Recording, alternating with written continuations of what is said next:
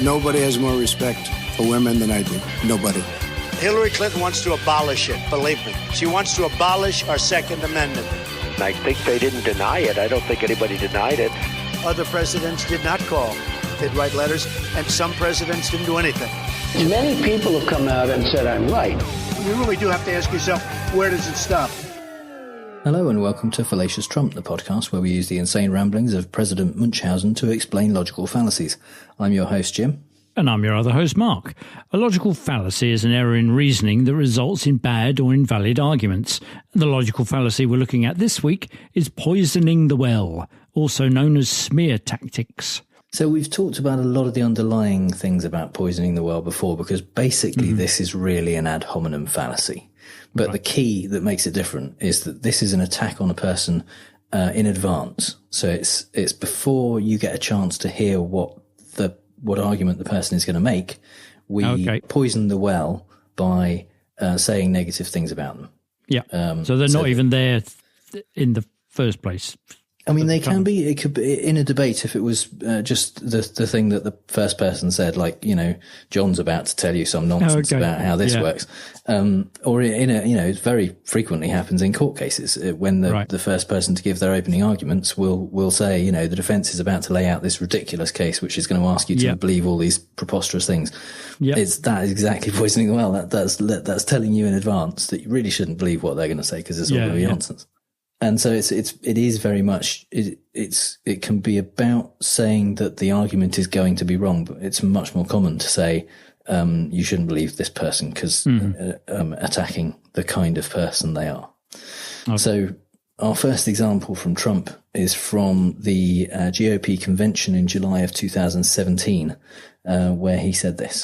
So if you want to hear the corporate spin, the carefully crafted lies, and the media myths, the Democrats are holding their convention next week. Go there. So it's a classic gag setup, really, isn't it? Yes, absolutely. Yeah. So he's making it very clear that if you don't want to believe anything the Democrats are going to say next week. Obviously, he doesn't know what they're going to say, but he's setting it up so that you shouldn't believe it because it will be nonsense, basically. He's also got his plausible deniability in there, because if push comes to shove, he will deny that he ever made any kind of link between the two. He just says, you know, if you want to hear corporate lies, the media myths, the Democrats are holding their convention next week, go there. So the implication is that, but it's just the right amount of Trump to plausible deniability, so he can they're say almost like separate statements. Yeah. In case somebody says, but you liked WikiLeaks in 2016. So no, I was making a joke. Several very similar jokes over a period of time. So the second example from Trump is actually a bit more wide-ranging. I've picked one specific example, but this has gone on and on and on and on over 2 years. And it is about how awful the Mueller team are and how basically you shouldn't believe whatever they come out with. You definitely shouldn't believe it. This changed slightly after the Barr summary said actually the Mueller report exonerated Trump, which it didn't. But so suddenly the claim that you shouldn't believe whatever the Mueller report says didn't make so much sense to him. But for a long time he was saying this. But the person that appointed Robert Mueller never received a vote. Robert Mueller put 13 of the angriest Democrats in the history of our country on the commission. Now, how do you do that? These are angry people. You take a look at them. One of them was involved with the Hillary Clinton Foundation running it. Another one has perhaps the worst reputation of any human being I've ever seen. All killers. In fact, it would have been actually better for them if they put half and half, and Mueller can do whatever he wants anyway, which he'll probably do. But we have conflicts. I had a nasty business transaction with Robert Mueller a number of years ago. I said, why isn't that mentioned? just goes on and on, doesn't it? Oh my God. Yeah, absolutely. Yeah. He's setting up in advance that these people should not be trusted. They shouldn't be listened to. Yeah. They're conflicted. They're against me. They're not elected. Basically everything he can think of to say, don't listen to what they're definitely going to say, which is that I committed crimes. Yeah, exactly. Because they're despicable. They're the most despicable person, like the human being I've ever met in my entire life, or I've ever seen in my entire life. It's obviously got no mirrors in the White House. He doesn't say who that was, so we can't speak to that directly. But the person that he's talking about who was in charge of running the Clinton Foundation, he's talking about Jeannie Rhee, who is a prosecutor on the Mueller team. She worked as outside counsel on behalf of the Clinton Foundation on one case. Right. Which was a lawsuit against the Clinton Foundation in 2015, which was dismissed. She never worked for the Clinton Foundation. She was certainly never in charge of it or helped run it in any way. She's never been an employee there. She worked on a single case. As for his business dispute, his nasty business dispute with Mueller, which he seems to imply was all Mueller's fault, and therefore and he's saying that basically, that because of this nasty business dispute that they had a few years ago, Mueller is obviously out to get him as revenge. Yeah. This is about Mueller used to be a member at one of Trump's golf courses, right? And he left. He resigned his membership, and he wrote a letter requesting his dues that he'd paid be refunded. And he never heard back. And that is the end of the dispute. Oh, not much of a dispute then. It was not really, more like I've finished my membership before the year is up. So can I have membership back? The several months that I've got left, because I'm not going to take it. Can I have that? And then heard nothing back. Well, there's no dispute going on at all, is there? It's not unless you assume that if the membership was like, I don't know, $100 bit that he didn't get back or something like that is enough to make him spend 2 years of his life trying to bring down the man who owned the golf course. Yeah, exactly. Well, we know what he's like, so it's understandable. But yeah, very, very odd. But there's no dispute going on. There's not It's not bad business. It will be bad if they went to court or yes, exactly. Murdered his sister, or it's not. Yeah, or crashed a few golf carts into the clubhouse or anything like that. Didn't do that. No, they didn't. No. They didn't have a nasty business dispute. He stopped being a customer of Trump's, basically. Exactly. Which and asked for his money back. Which in Trump's eyes, once it's all my money, you can't have it back. That's the nasty disputational behaviour. So finally, in the Trump section, we've got a thing that started coming up again in advance of the 2020 elections. This is what he was doing before the 2016 elections. In August 2016, Trump was repeatedly claiming that the Democrats were definitely going to cheat, basically. And that was why he was probably going to lose, essentially, because everyone thought he was going to lose at that point. So he was getting in front of that and saying, the only reason I would lose is the only possible chance. In fact, he said at a rally in Pennsylvania, he said, she can't beat what's happening here. The only way she can beat it, in my opinion, and I mean this 100%, if in certain sections of the state they cheat, okay? So he's setting up so that if he wins, he's beaten the people who are trying to cheat him, and if he loses, it's only because they were cheating. Yeah, but it's only his opinion. Oh yeah. So he's setting There's it up. Absolutely no evidence for it whatsoever. No, and he's 100%. What did he say? I'm 100% clear on the fact that this is 100% serious. That this is my opinion. Yeah. But that doesn't lend any more credence to the fact that it's just your opinion, and we can see exactly what you're doing, which is set us up to go, oh yeah, you're right. Yeah, of course they're going to cheat you, but if you win, well, it's win-win, because if you win, then you've beaten the people who couldn't even win by cheating, basically. Yeah, and he started doing this again in the run up to 2020. Right. He started saying, you know, we need to be extra careful and cautious because the Democrats are going to cheat, basically. And I'm sure it will happen. It will ramp up. And now I'm doing it. I'm saying what Trump is going to do. But I would not be surprised to see this increase in frequency that him saying as we get closer and closer to the election. You know, the only way we're going to lose, the only way the Democrats will lose, the Republicans will lose, is if the Democrats cheat. And that, you know, there's no comeback to it, because all we can say, all the Democrats can say is, well, we're not cheating. We haven't cheated. You haven't got any evidence at all that any Democrats cheated. We have got evidence that Republicans cheated in the midterms.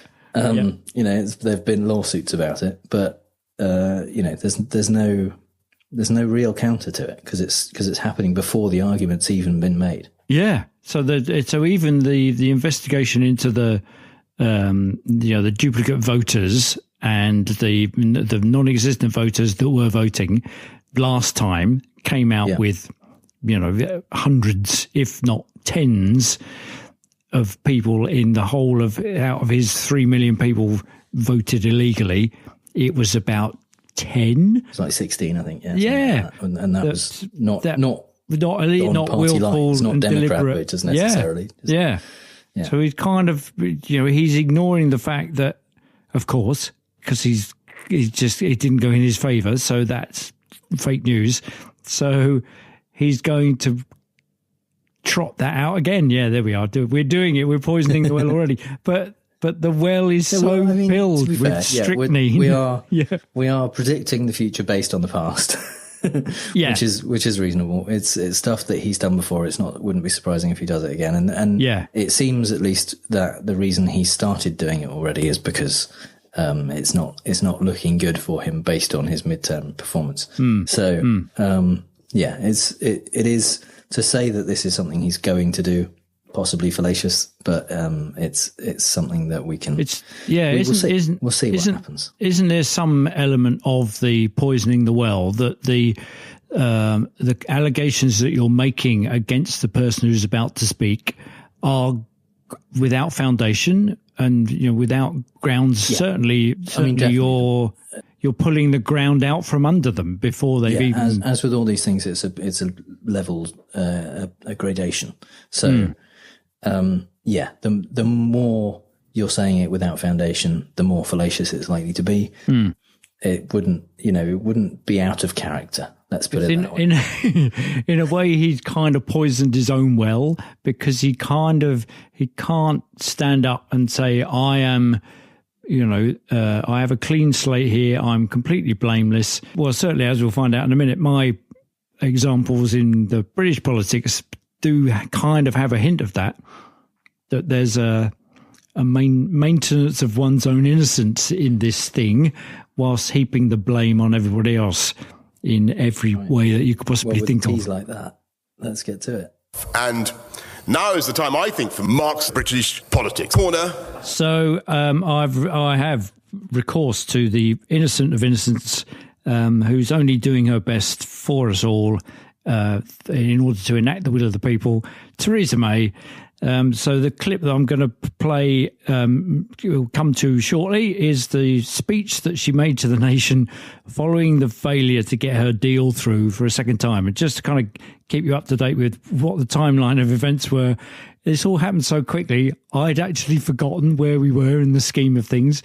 Fortunately, there's a page on Wikipedia which kind of talks about the timeline of events for Brexit, and it's gone through with a rapid bunch of stuff. So in January, there was the first meaningful vote on May's deal. So May had constructed this deal with the EU, which she was going to present to the EU, which said, this is how we're going to leave the European Union, and I'm going to deliver Brexit on this basis.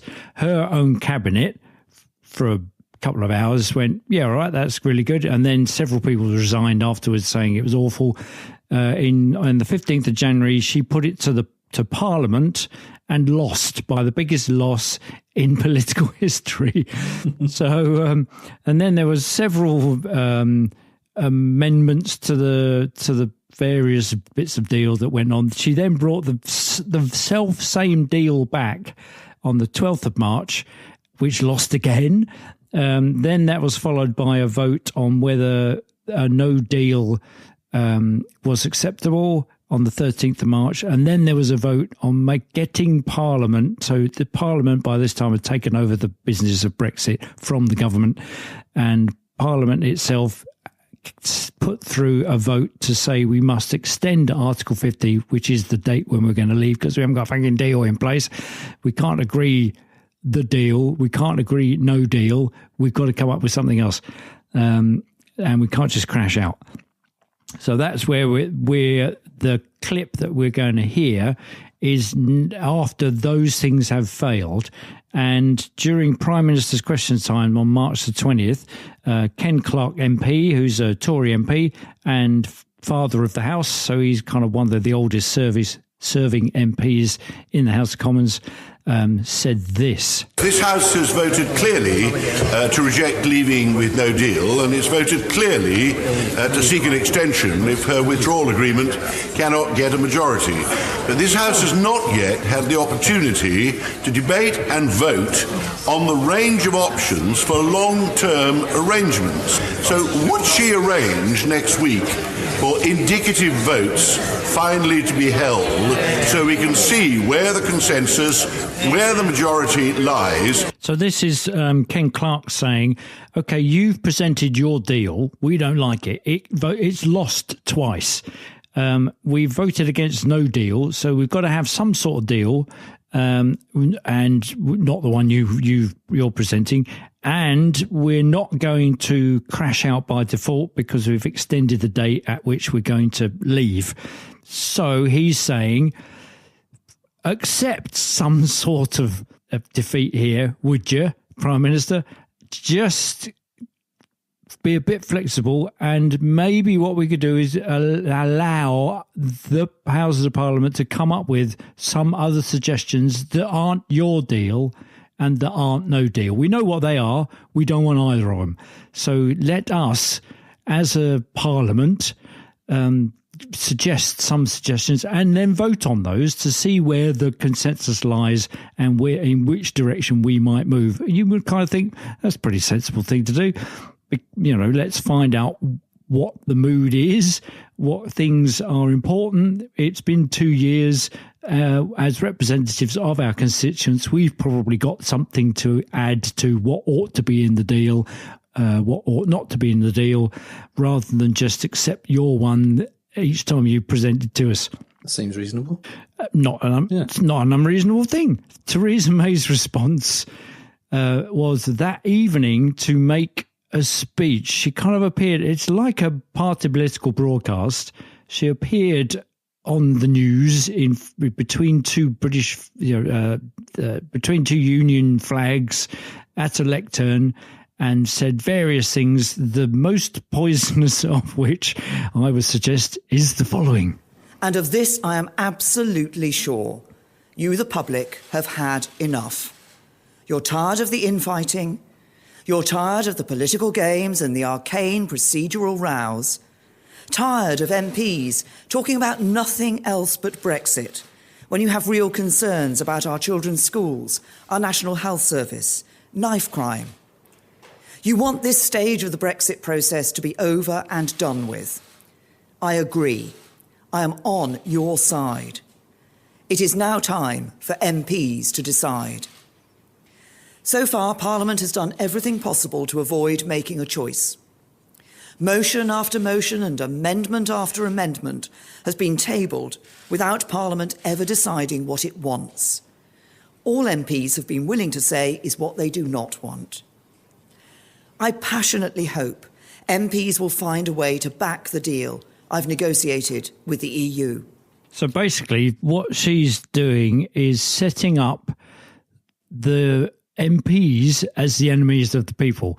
What she's saying is they are going through this tiresome rigmarole, this arcane parliamentary procedures. They're voting against everything left, right and centre. They have decided what they don't want, but they're not willing to tell us what they do want. Meanwhile, my poor, lovely, shiny deal is being trampled underfoot, and I'm passionate about delivering to you, the British people, what you've asked for, this deal.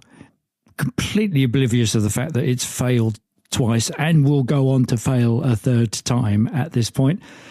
So she's setting up anything that the MPs will say in the future as being against what the public want. She is I am on your side, she says. And plainly she's on the side of nobody at all, because they've all voted against it. So you think, what the hell are you doing, woman? So it was, and in fact, the beauty of this was the New Yorker newspaper reported that various MPs reacted to this for the poisoning of the well. It was that they've spotted that they're pitting Parliament against the people. And in this current environment, which is, where the Leavers and the Remainers are in open warfare, is a very dangerous thing to do. It's a bit like we talked about it in an episode some time ago when a newspaper called the judges that said, yes, it is possible to have a judicial decision on whether Article 50 is able to be revoked. So what was the legal basis for setting up the Brexit? And the judges that said, yes, we will talk about that, were named and shamed on the front page of the Daily Mail as enemies of the people. And here's Theresa May doing that to the very people that she wants to vote her deal through. Yeah, they voted. It's a bit bizarre. It is. But yeah, she's mad. Absolutely. She's saying, if there's any more discussion of this, if any MPs still have questions or have things they think could make it better or anything like that, they're just causing trouble. What you want them to do, British public, is just vote on it and just say yes to it, because that's the only thing that is going to make it all go away. Yeah. And bless him, John Bercow, who's kind of the star of the hour. He's the Speaker of the Commons. He's basically the referee. When they came into the chamber on Thursday, he said, "None of you is a traitor. The sole duty of every member of Parliament is to do what he or she thinks is right." So he's kind of taking her to task as well, and that kind of countering what she's proposing, which is that they're all they're none of them to be trusted. They're enemies of the people. And for the Prime Minister to go on TV and say that her own cabinet, members of her own cabinet, members of her own party are against her. I mean, they are. yeah. But to actually more so now, though. Yeah. More so yes, exactly. But they 80% of them voted for the deal. Yeah. It's just that everybody else in the other parties, in the opposition, clues in the name, in the opposition voted it down. 34 of our own MPs voted it down in the last meaningful the latest vote. One, yeah. Yeah. But it's almost kind of Caligula. It's like, et tu, Brute. It's that kind of infamy. They've all got an infamy. It's, I am the poor bleeding martyr here. There's a collision of cultures there, isn't there? Shakespeare and Carry On films. Yeah.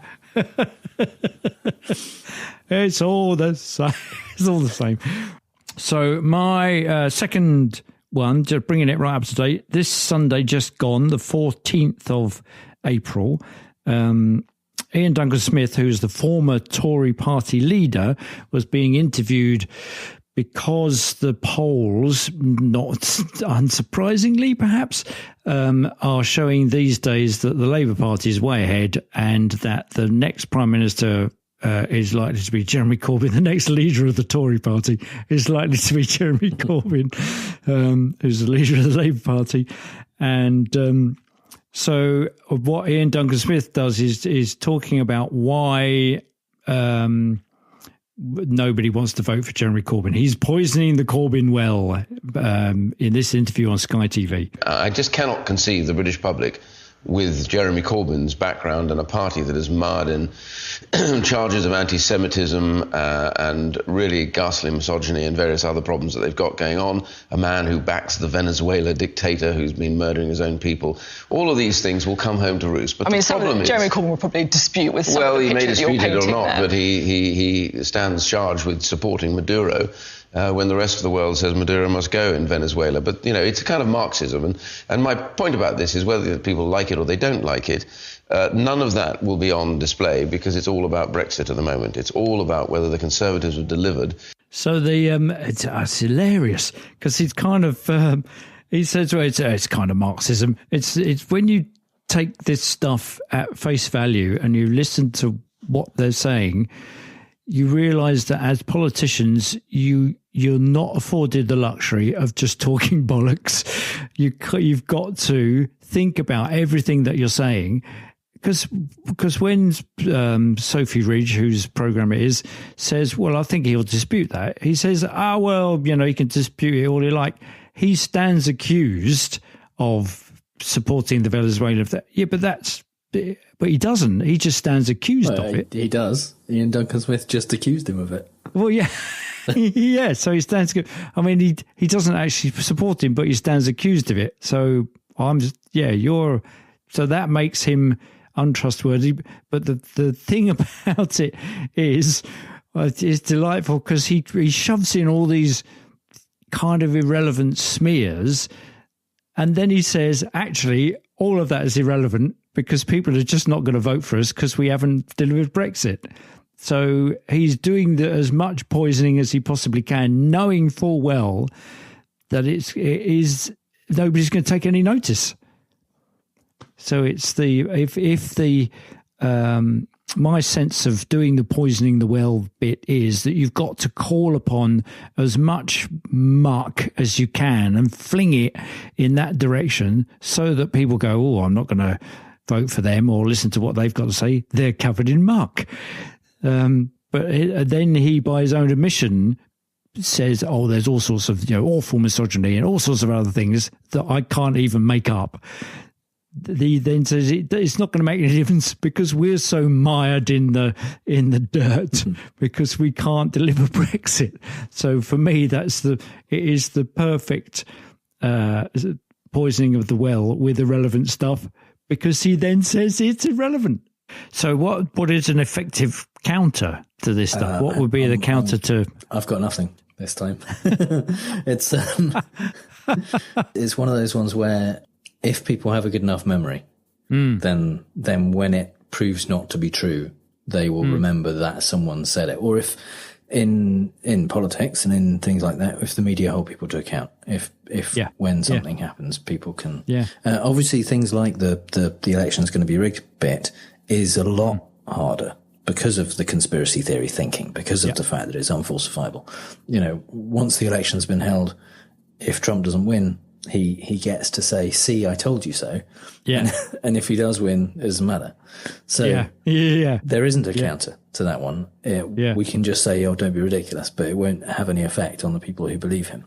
Where it is something like, this person's going to lie when they talk to you in a minute. If that person, when they do talk, can prove what they have to say or back it up with evidence or that kind of stuff, then that's it's more kind of revenge is living well than a counter, really. So there isn't much of an argument against that, unfortunately. Whereas there are logical fallacies that are used between two people in an argument. This is another one of those ones which is more commonly used to an audience, right? And in that sense, although the victim of it can't counter it necessarily, it's useful when you're an audience member, as we all are, frequently, to try and remember that. And you can counter it in the sense by not believing people who say their opponent is going to do something. And just be skeptical, basically, whenever anyone tells you what someone else is going to do or say. Yeah, there's the flag, isn't it? That's the flag. Yeah, absolutely. Which says what I'm about to tell you about the other person. As soon as they do that, you kind of go, this is going to tell me more about you than it is about them.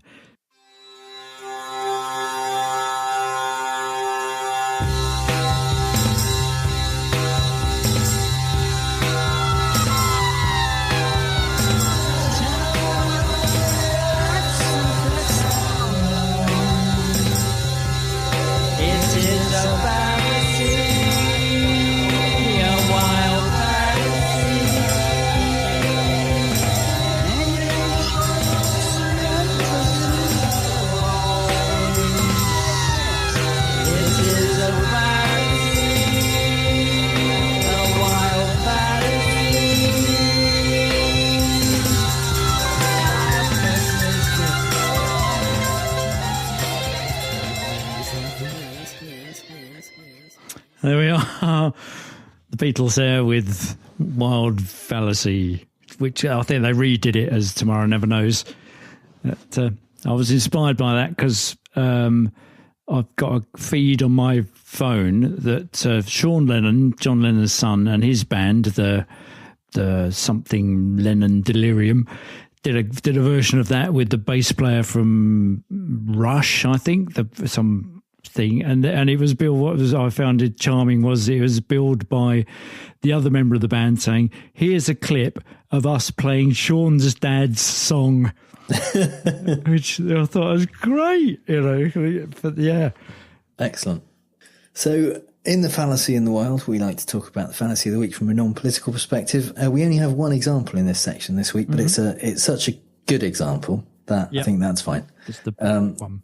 Yeah, this is from the film Mean Girls, and it's basically Regina is at a party with her ex-boyfriend, who Katie, the new girl, has expressed an interest in, basically, and Regina is jealous, and so tells a story about Katie.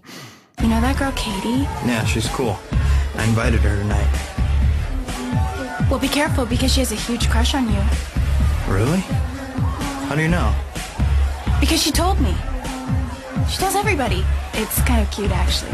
She's like a little girl. She writes all over her notebook, Mrs. Aaron Samuels. And she made this t-shirt that says, I Heart Aaron, and she wears it under all her clothes. Oh, come on. Well, who can blame her? I mean, you're gorgeous. And okay, look, I'm not saying she's a stalker, but she saved this Kleenex you used, and she said she's going to do some kind of African voodoo with it to make you like her. What? So, Regina is fairly effectively putting Aaron off, Katie, there. Yeah. It's just getting more and more outlandish, shouldn't it? Yeah, it starts off completely true. Katie does have a crush on him. But yeah, she takes it to an extreme where it's kind of designed to put him off, and by the end of the party, Regina is kind of getting back with Aaron. So, well, the telling line in there is, who could blame her because you're gorgeous? So they go, there's the one moment there, and it actually goes on to she's got a T-shirt with I Heart, whatever his name is, on Aaron, that she wears under all her clothes all the time, and it's just going mad. And actually, listening to that, I could see the shape of Trump's Mueller thing, kind of playing out. Where it just gets more and more ridiculous and more, and you think Trump is just a petulant teenager when it comes to that. And no, you shouldn't listen to him because anyway, and he poked me once and told me he hates you. Yeah. And you smell. And Mueller does. He does smell. He smells lovely. Oh yeah. So we're gonna play fake news, folks. I love the game. It's a great game. I understand the game as well as anybody. Yes, it's time for fake news, the game where I read out 3 Trump quotes, 2 of which are real and 1 I made up, and Mark has to figure out which one is fake news. Yeah, and don't listen to anything that Jim's about to say vis-a-vis my scoring thing, because he's just going to spin it in such a way that it makes me look like I'm terrible, when I've actually got... So I was going to say that you're doing really well at the moment. And, I think we've hit upon the counter. There it is. Because you could just say, "Oh, that's funny. You should say that." Because what I was going to say was, then you say something that if it's thought of as a lie, is actually a reverse insult. See, maybe that's why Mueller decided to put in stuff about Trump not committing collusion. Yeah, because it's just he's countering all of the stuff that Trump's been saying all this time. Yeah, so he thought, right, I'll show him. He's saying, don't believe a word that Mueller says. And he's saying, well, obviously he's not. He didn't do anything. Yes, exactly. Yeah. Nice. Yeah. So you're currently at exactly chance, 7 out of 21. Brilliant. Now, if you don't win this one, then you'll be 7 out of 22, which is 1 over pi. So there you go. I'm kind of hoping for that. Yeah. Yeah. Because as we said before, it's a very compelling number. Yeah. Absolutely, yeah. So the theme this week is Freudian slips from Trump that perhaps tell us more about what he's thinking than he might want to be revealed. Yeah. Statement number 1. Since the founding of our nation, many of our greatest strides, from gaining our independence to abolition of civil rights to extending the vote for women, have been led by people of faith and started in prayer. Oh no, he definitely said that. He's definitely said that. The abolitionists. Okay. Yeah, we have, and do you know what? They have been led by people of faith and started in prayer. Absolutely. Yeah. Okay. Yeah. Number 2. Okay. Democrats won't stop until your taxes are higher, our borders are torn down, and illegal immigrants are allowed to vote, because that's what they really want in the end. But neither will we. And statement number 3. Yeah. We need to get rid of chain migration, we need to get rid of catch and release and visa lottery, and we have to do something about asylum, and to be honest with you, we have to get rid of judges. Okay. Well, I think number 3 is so horrific, it's got to be true. The founding of a nation, very, very great strides, all of that stuff, all those really good things. Started with people of faith, started in prayer. I love that bit in Democrats won't stop till your taxes are higher, borders, and neither will we. That is just brilliant. Okay. Right. Okay. I think number 2 is the one that you made up. Okay. So which one are you most confident? Okay. The one I'm most confident that he did say was number 3. Okay. Get rid of judges. Yeah. Statement number 3. Yeah. Is... I've got everything crossed. Yeah. Real. No. We need to get rid of chain migration. We need to get rid of catch and release and visa lottery. And we have to do something about asylum. And to be honest with you, I have to get rid of judges.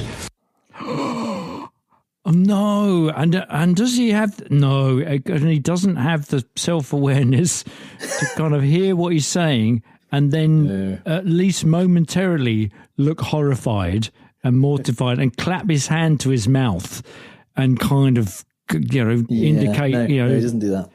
No, I think what he was going for was removing judges from the process of getting people out of the country. Right. So I think it just slows it down. Right. Okay. Yeah, I think he was saying that the immigration, the deportation process was slowed down by the fact that they have to go through courts and they should just basically get rid of them. But yeah, you have to get rid of judges. Yes. Well, and he's done his best to do that. Yeah. Well, certainly judges that slow things down.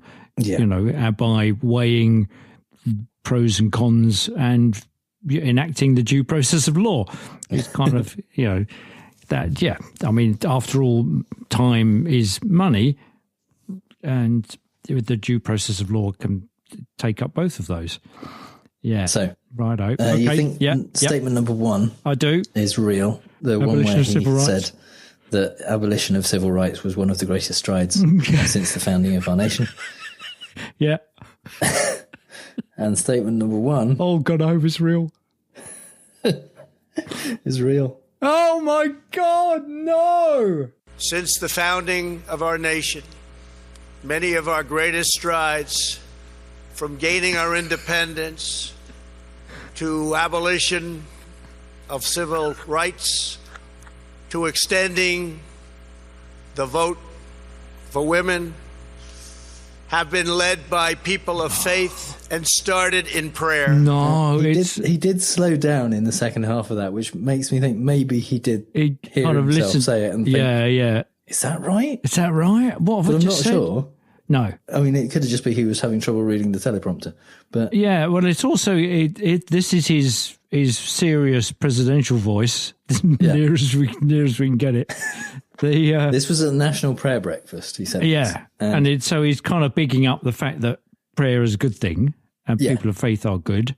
And I think he was going for 2 instead of. So I think he was supposed to be saying from gaining our independence to abolition, like of slaves, to civil rights, to extending the vote for women. Yeah, but he kind of ran them together and created that wonderful moment. And in a true Freudian slip, the truth came out. Absolutely, that, the abolition of civil rights.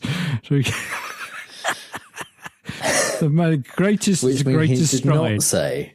He did not say that Democrats won't stop until your taxes are higher, but neither it could will easily have done, because it is very well written. I love that little twist at the end, and neither will we. That's great.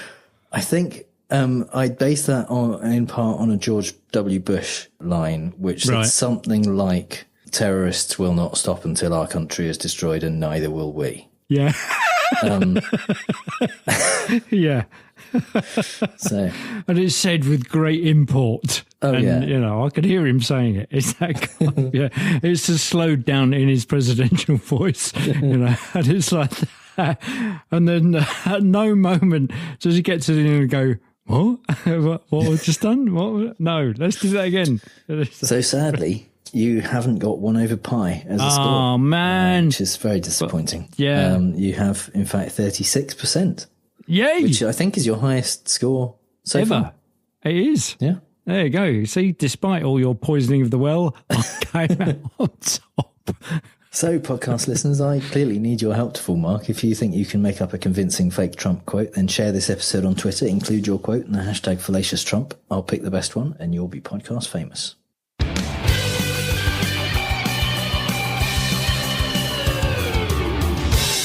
So this is the part of the show that this week at least is called Congressional Dish is Not a Logical Fallacy, because I'm joined this week by Jen Briney, the host of the Congressional Dish Podcast. And just to let you know before we get into it, this interview was recorded a couple of months ago before H.R. 1, the Democrats' bill, made it through the House. So my guest this week is the host of the Congressional Dish Podcast, Jen Briney. Jen, welcome to Fallacious Trump. Thanks so much for having me. So for anyone who doesn't already listen to Congressional Dish, tell us about it. What's the idea behind the podcast? Well, the idea is basically it was my way of finding out what people in Congress were doing with my money and in my name. And because I, like so many Americans, had no idea how Congress worked, for the first few years, my whole shtick was I would read every bill that passed the House of Representatives. It was kind of like a learn while doing experiment. And what I learned is so much. I'm still learning. But pretty much it's almost impossible to read every bill. There's so much that happens in Congress that I would need an entire army of journalists to help me cover everything. So I'm just learning the importance of how the system works and what our role is in the world. And it's really a sourced piece of my journey to understanding what my country is doing.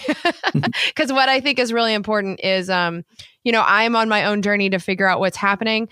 But in my show notes, I give people all of the sources to everything that I talk about. So it's journalism, but at the same time, I don't have all the answers. I'm looking for them. So I'm trying to find that happy medium of giving information, but also finding it at the same time. Excellent. And you're giving other people the opportunity to go away and do their own research at the same time as well.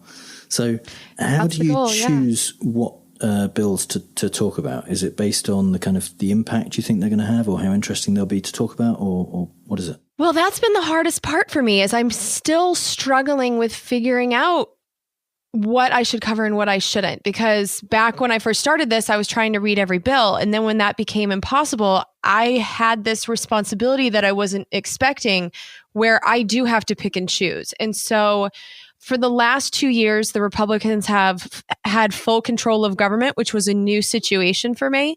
So I focused on the things that they were working on the hardest and things that became law. And there's still so many laws that they passed that I haven't been able to touch. They did so much work in those 2 years.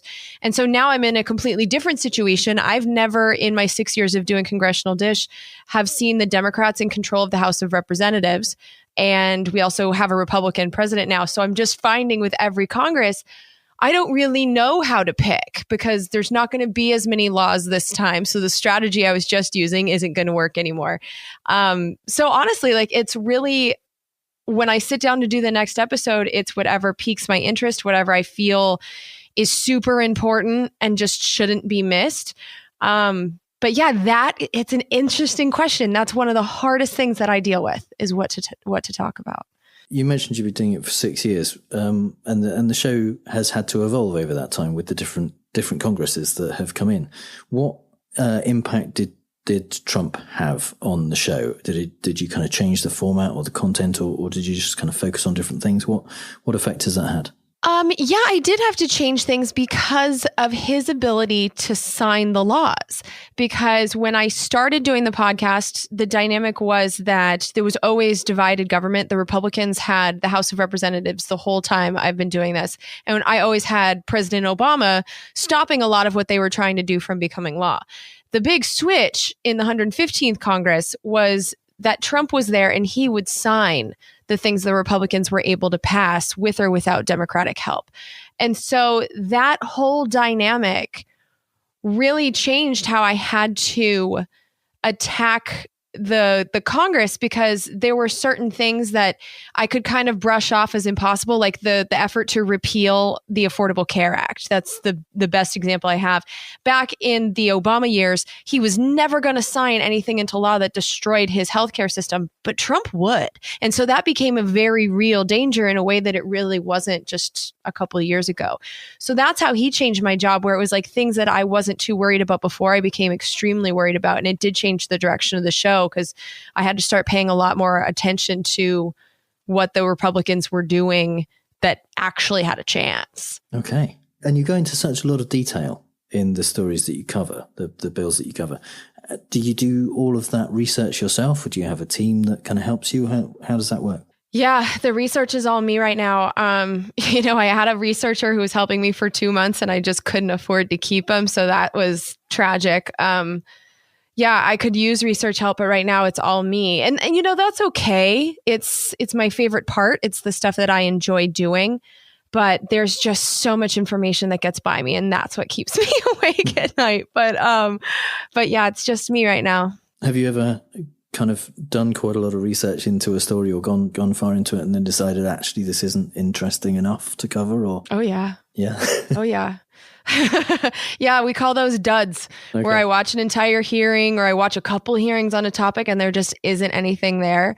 There's also bills that I've read where I look at the title and who wrote it. I'm like, oh, this is going to be a scandal. And then it's nothing. That's one of the most frustrating parts, is if I start an episode cycle without really having an episode, I can waste an entire week researching stuff that there's no there. So yeah, that's a problem. It does happen, but it's also usually in a good way. So as a member of society, when that happens to me, it's usually because I was seeing something that's not actually there. So at least when it happens, it's in a way that makes me happy just as a person.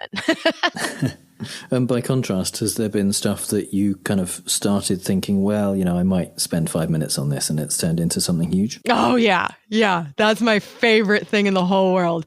One of those, this is the perfect example of this. There was a line in the State Department budget for the National Endowment for Democracy. And I'm like, what's this thing?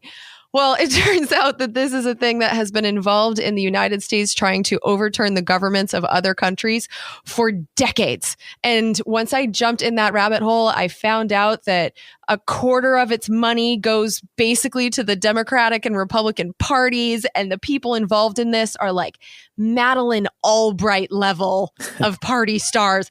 And I picked that name on purpose because she's the head of one of these things. And it was just one of those, it was a line item, you know, and it was this fascinating journey. I did a whole episode about it. And that stuff happens all the time. It's my favorite part of the job. Excellent. Yeah, it does sound like that. Sometimes it's the story seems to be going in one direction, and then you're like, well, and then I found this out, and then that turned out to be really cool. So. Yeah. And my husband gets up at 3 a.m. He's like, what are you doing? Why are you still awake? I'm like, I found out these things. So when I'm manic, he knows there's a good episode coming. So how would you describe your own political views?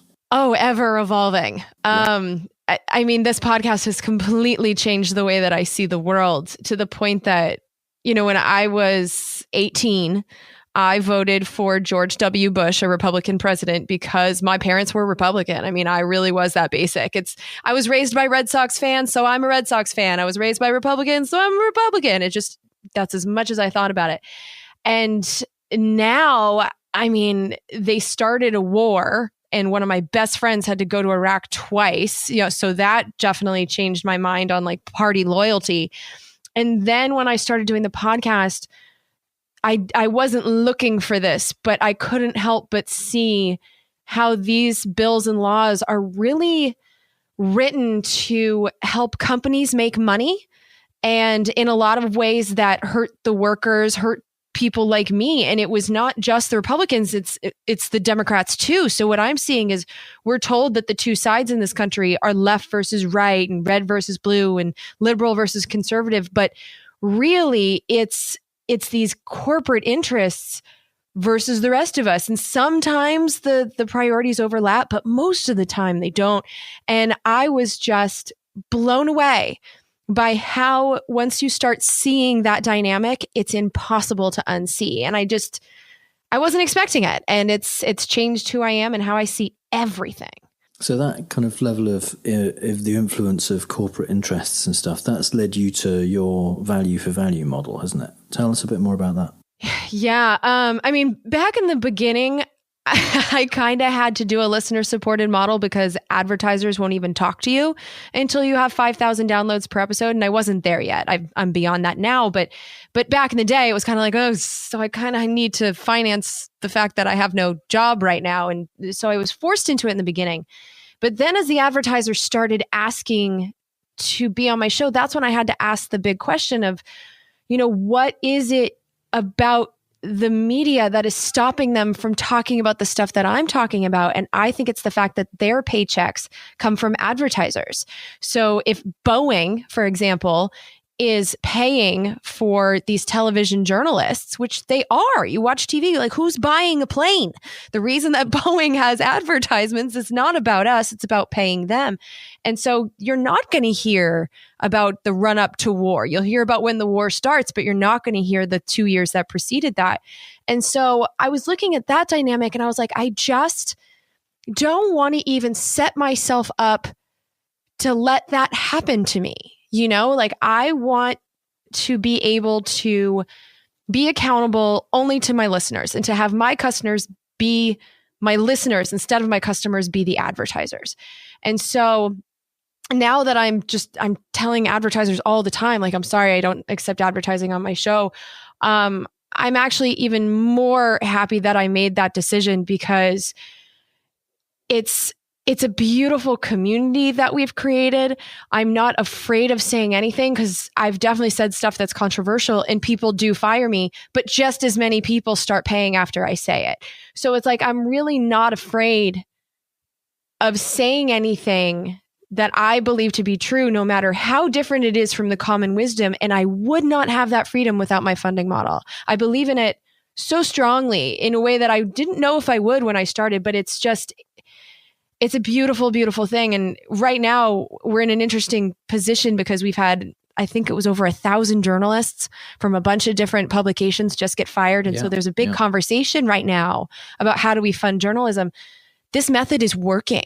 You know, if you trust your audience and you serve them and you serve them well and they trust you and you prove where you're getting your information from, people will voluntarily pay for things they believe in. So it's giving me a renewed faith in journalism. It's giving me a renewed faith in my fellow man, you know?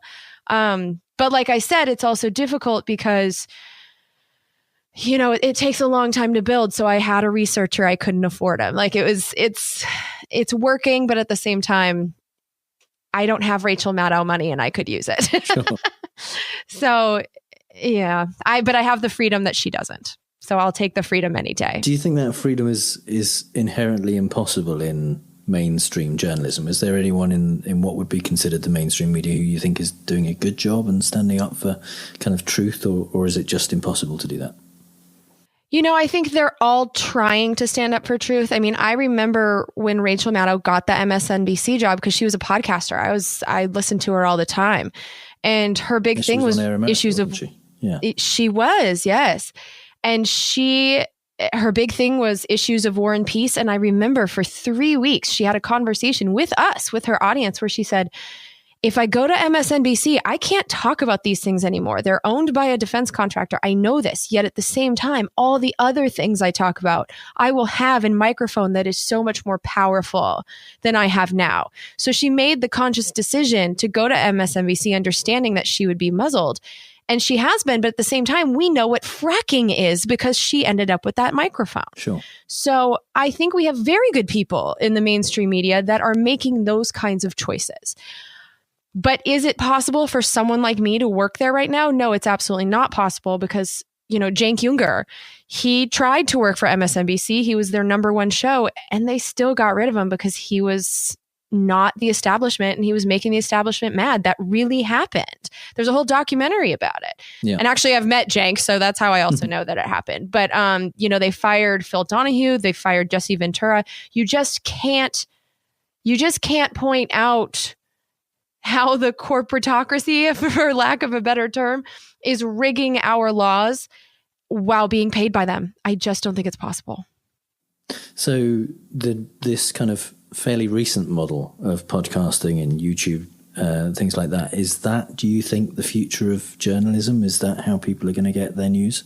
I certainly hope so.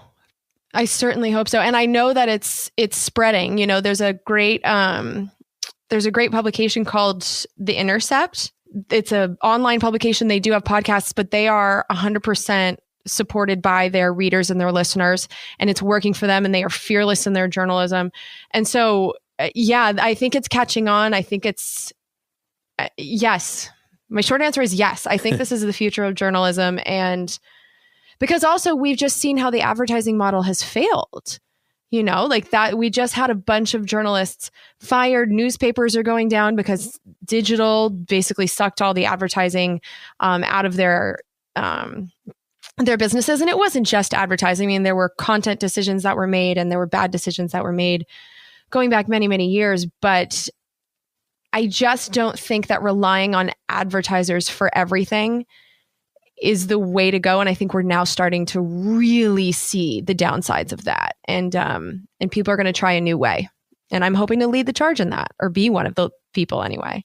So going back to Congress, what are you optimistic about for the coming year in Congress? What do you see coming down the pipe? The number one thing that pops into my head is H.R. 1.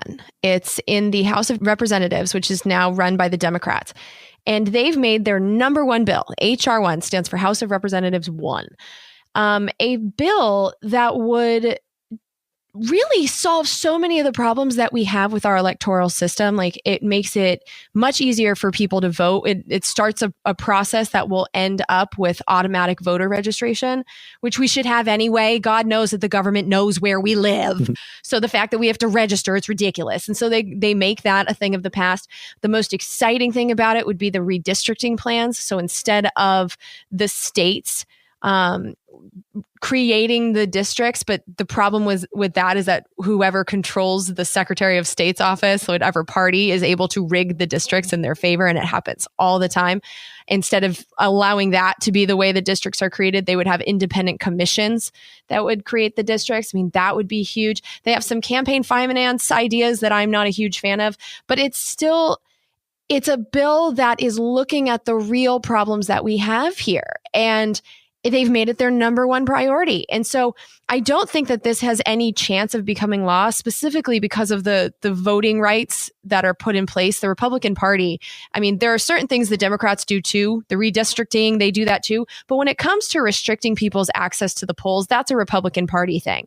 And so as long as they control the Republican or the Senate, as long as the Republicans control the Senate, I don't think that this could ever become law. But the debate is going to be had. And it's going to be so fascinating to watch people defend and how they defend these things that keep us away from the polls and the rigging of districts. I mean, how are you going to defend this? I can't wait to see what they say out loud. And then I'm also like the idea that for 2 years, they're going to craft this bill and then maybe it can become law in 2021, which would be amazing. So I actually have hope now that at the very least, there's going to be some attention paid to the problems that are at the root of everything else. Whatever your issue is, these are at the root of it. Money in politics and the rigging of our elections. I mean, I know that sounds extreme, and I don't mean that they're switching votes, but when you stop people from voting and when you draw maps around your voters, it's a form of rigging. We have to solve that. And it's finally going to be discussed in Congress for the first time since I've done Congressional Dish. So I'm very excited about that. I'm also, since we are on Fallacious Trump here, very excited that the things that the Republicans and Trump want are going to be much harder to make into law. Much harder.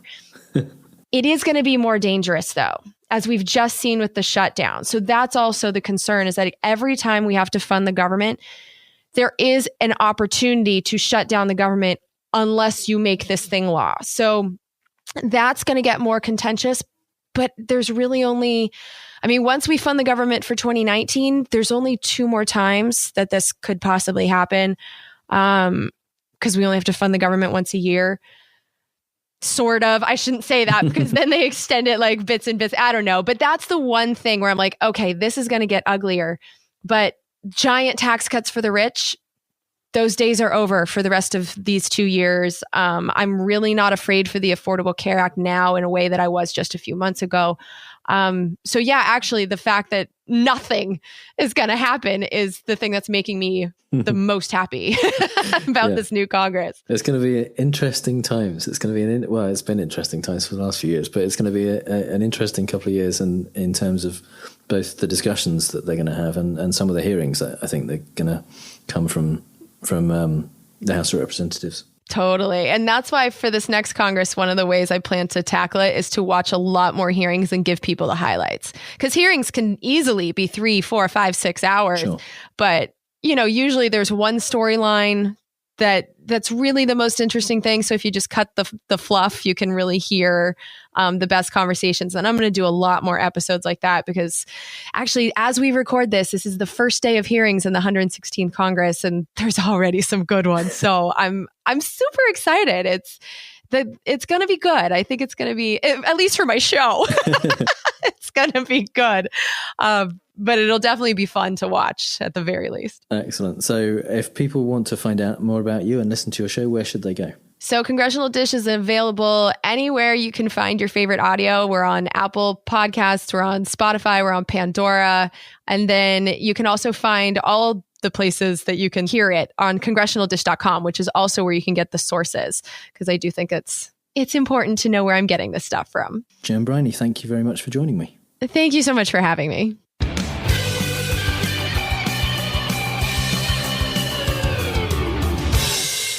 Great. Yeah, I really liked that interview. And what I really liked about it was that actually she's interested in how Congress works, and the issues that come up in her kind of work on the Congressional Dish mean that she's gone through the transition from Obama to Trump, and it's more about the kind of civil service and and how Congress works with it, and it's refreshing that Trump doesn't make a big appearance in it. So in her enthusiasm, process. And she's immensely fired up by the whole thing, and that discovery that in that one line in the budget or whatever it was that revealed that an enormous kind of buy-in by big business, and then that informs how she is funded, which I thought shows tremendous integrity. It's great, and also reveals that the swamp that crooked Hillary was creating, according to Trump, where it's all about big business. Do you know what? It just continues even under Trump's premiership. Yeah. And finally, some things we really don't have time to talk about. Sometimes there's just too much news. Yeah. Yeah. There's such a lot of news. So much in this past week. It's been ridiculous. It really is that we don't have time to talk about it. It's just we've had to put this recording off by a few days because of work and because Mark was a little bit ill. And during that time, I've actually replaced 4 of these stories. Just in those 2 days. Because too much happened that I had to fit in there somewhere. So anyway. It's unbelievable, isn't it? So Trump met with Border Patrol agents in Calexico last week, where he had a message specifically for those seeking political asylum in the US. Bring me your tired, your poor, your huddled masses yearning... No, wait, that's the wrong quote. He said, we're full. Our country's full. Can't come in. After urging agents on camera to violate international law, he allegedly told them behind the scenes to defy any judges that gave them any trouble. After Trump left the room, agents asked their leaders for advice and were told they should follow the law instead of the president's instructions. On the same trip, according to CNN, Trump told CBP Commissioner Kevin McAleenan to close the border and told him he would pardon him if he ever went to jail for denying US entry to migrants. Whoa. So, Kirstjen Nielsen, whose legacy will be the most heartless and law-breaking immigration policy the US has known in at least 70 years, wasn't heartless and law-breaking enough for Donald Trump, who accepted a resignation on Sunday evening so he can move immigration policy in a tougher direction. Okay, tougher than separating families, putting kids in cages, enacting a policy that a Quinnipiac poll in June 2018 found that 66% of respondents are against. Have no sympathy for her saying how she did her best in difficult circumstances. It's the humans on the border we need to worry about. And I quote Lady Liberty herself, those huddled masses yearning to breathe free, the wretched refuse of your teeming shore. The Washington Post uncovered evidence of a Trump administration plan to release illegal immigrants into sanctuary cities as retaliation against Trump's political rivals. The White House initially said that the idea had been floated and rejected. But as usual, Trump took a giant shit on the official response and announced that he was totally thinking about doing it, saying, we'll give them an unlimited supply. Let's see if they have open arms. Aside from the fact that promising immigrants free trips to New York, Chicago and San Francisco probably won't discourage them, Trump probably didn't expect the positive reactions from multiple mayors, such as Philadelphia's Jim Kenney, who said the city would be prepared to welcome these immigrants just as we have embraced our immigrant communities for decades. There you go. Bring me your tired, your poor, your huddled masses. Yes. On April 11th, Trump tweeted out a screen cap from Lou Dobbs' Fox Business show purportedly showing his approval rating in a Georgetown Institute of Politics and Public Service national survey at a robust 55%. But it is actually fake news. Fox Business Network themselves, no less, said so, issuing an on-air correction later that day, acknowledging that Dobbs' coverage of the poll was not entirely accurate. Yeah, no shit. In the same poll, 49% said Trump had the wrong approach on many issues, 58% disapprove on how he handles healthcare, 57% said they think it's time to give a new person a chance in the 2020 presidential election. Ever keen on not perpetuating fake news, Trump, of course, left the tweet up. Yeah, that 55% was actually his disapproval rating, whereas his approval rating was at 43% in that poll. It said that 55% had an unfavourable impression of Trump. That's what they put. And they put that in the wrong column, basically. They put it as his approval rating, and it wasn't his approval rating. So instead of saying we meant that to be disapproval, they just said not entirely accurate. Not entirely accurate, yeah. The approval rating should have been 43%, not 55%. Yeah, it was He's in never the wrong got anywhere column. near 55%. No wonder he kept it up, for Christ's sake. It's been 3 weeks since Attorney General William Barr summarised the Mueller report, and word came through today that the redacted report will be released to the public on Thursday morning. Will it be a nothing burger? Well, the New York Times reported last week that several members of Mueller's team felt that Barr did not accurately portray their findings, adding that the evidence they uncovered of obstruction was, quote, alarming and significant. They also revealed that the report had been prepared with summaries of each section, which were designed to be released immediately to the public and would require very little, if any, redaction. I bet Trump's really looking forward to Thursday and the world finally seeing just how totally exonerated he is. Totally. Ever wish you didn't have to do math? Smart cookie-in-chief Sarah Sanders is saving us that nightmare by saying, I don't think Congress, particularly this group of congressmen and women, are smart enough to look through the thousands of pages that I would assume President Trump's taxes will be. I certainly don't trust them to look through the decades of success the president's had and determine anything. Well, certainly not determining success, I would suggest. Her argument seems to be that they don't do their own taxes, presumably they get people to do them, therefore they can't judge them. Well, duh, you just get the people who do them to look at them. Like the auditors that have supposedly been looking at Trump's for him in the 2 years since he got elected. Because he can't determine anything himself. Yeah, and a year before he got elected as well. Yeah. I think if it takes the IRS 3 years to audit your taxes, that doesn't look good for you. That's not because they're good. The latest indictment to come out of the Russia investigation has confused Republicans who really want to be excited about the opportunity to mention Obama in the same sentence as a criminal.